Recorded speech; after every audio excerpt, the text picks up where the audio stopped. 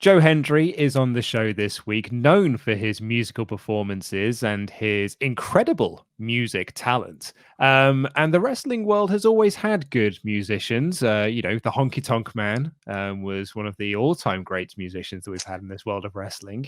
His hair is slicked back, and he's got his long sideburns. He's coming to your town in a pink Cadillac. But the roadie.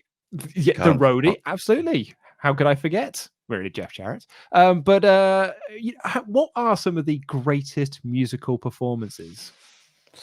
So, do you mean in terms of like a wrestler performing, or in terms of like a performance at a wrestling show?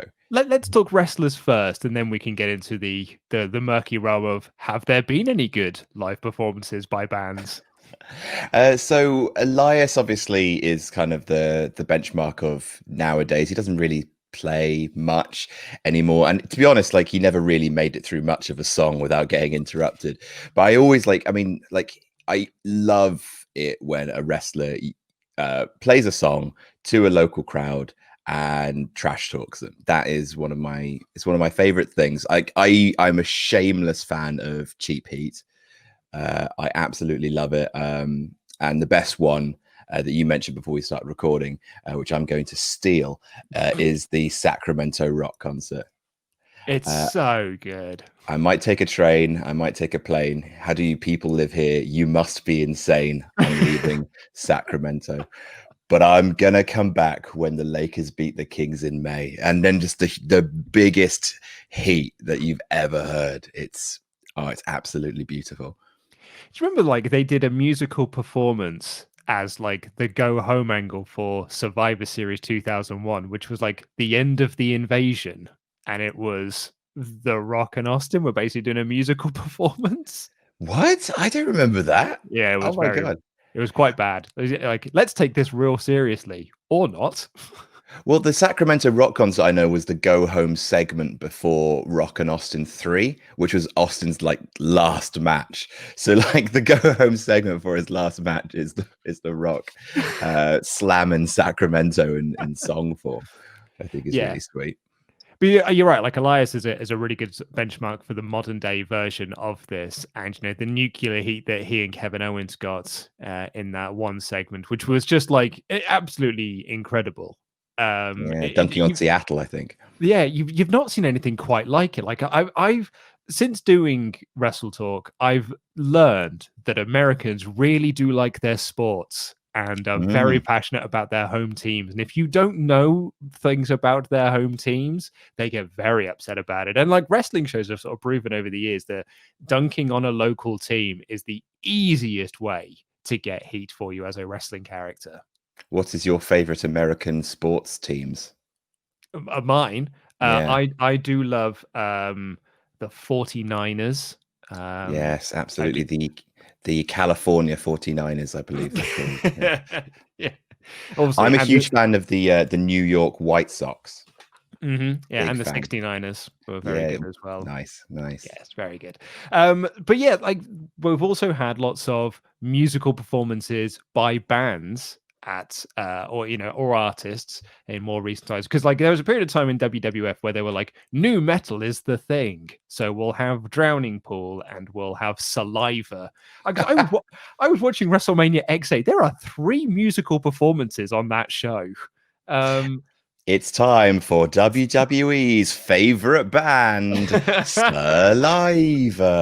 Please buy Forcible Entry. And then Triple H is obviously a big fan of it because he likes having Code Orange come out to play music for shows as well. Huge fan of Code Orange. I've completely turned around on them. I love their song where it sounds like a man's throat is prolapsing. I love that one. It's my bop. You know what I mean? Do you know what my favorite all-time musical performance is? And this might get me some heat for saying it, but it's Motorhead at, I think, WrestleMania X7, where Lemmy doesn't know the words. It's all about the game, and are you playing? It's all about the game, and are you playing? It's all about the games that we're playing. It's amazing. They did it twice as well. Like, they did another performance of it a few years later and still didn't know the words. No, they don't play it live, right? Like, they hate the song. Yeah. That like it's such a shame. I mean, they don't play live now because Lemmy's dead and all that. But yeah, but I think even when he was alive and with us, yeah, I don't think it was one of their favorites. But it was so funny to watch. So the DX band, right? Was that work or shoot? Do you think they were bad on purpose in order to? Because like the famous one where everyone hates their performances at WrestleMania 14, When they do the national anthem. They do the national anthem, and the thing is, you're supposed to hate Shawn Michaels. Like, was that a really calculated move to have everyone loathe DX, or is the DX band just that bad? No, I mean, you saw them like do their live performance for SummerSlam '98, and they were just very bad. Like none of the instruments sounded right. I tell you who I did like. I did like Joan Jett and the Blackhearts playing Ronda Rousey's theme at WrestleMania 35. Dug that.